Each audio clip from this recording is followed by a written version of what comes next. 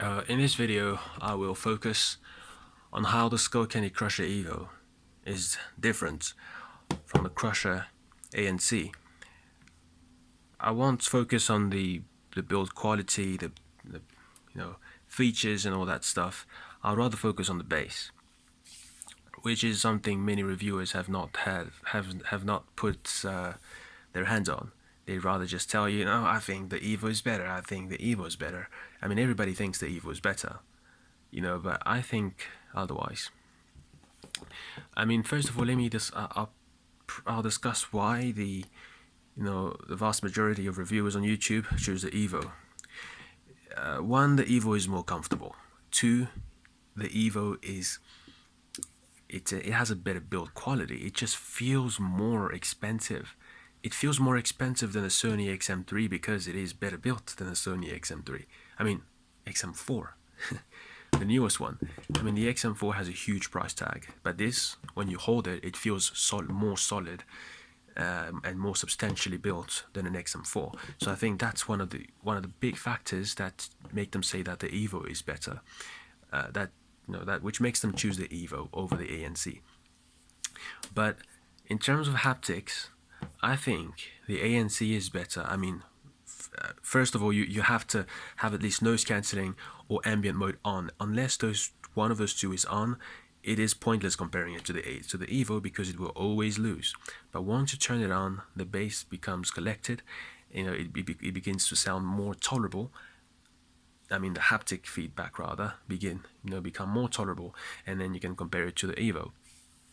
So how they differ in haptic, like how their haptic feedbacks differ, is the Evo's haptic motor focuses on converting. Whoa, I almost tripped over there. But it focuses on converting very deep bass into. I mean, it focuses on converting bass into very, very, very, unreasonable. I mean, not unreasonable, but just extremely deep bass. So it takes normal bass and makes it very big and deep, while the vocals remain untouched. The vocals and mids. That's very interesting. But the negatives of that is when the song is not heavy on bass, you might as well just turn it off, because honestly, if you leave it here in a song that's not supposed to be bass heavy, it would just take all those small bass frequencies and make them a bit boomy. I don't want to say boomy because it's not necessarily boomy, but just big, and it's unnecessary. Sometimes you're better off just turning it off, and it has very little vibrations. I think that's one of the worst things about this.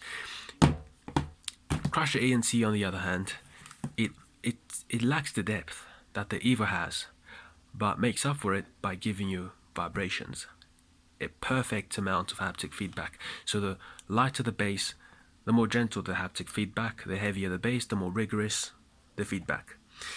But then, if ever it becomes overwhelming, you could always turn it down by turning down the slider here.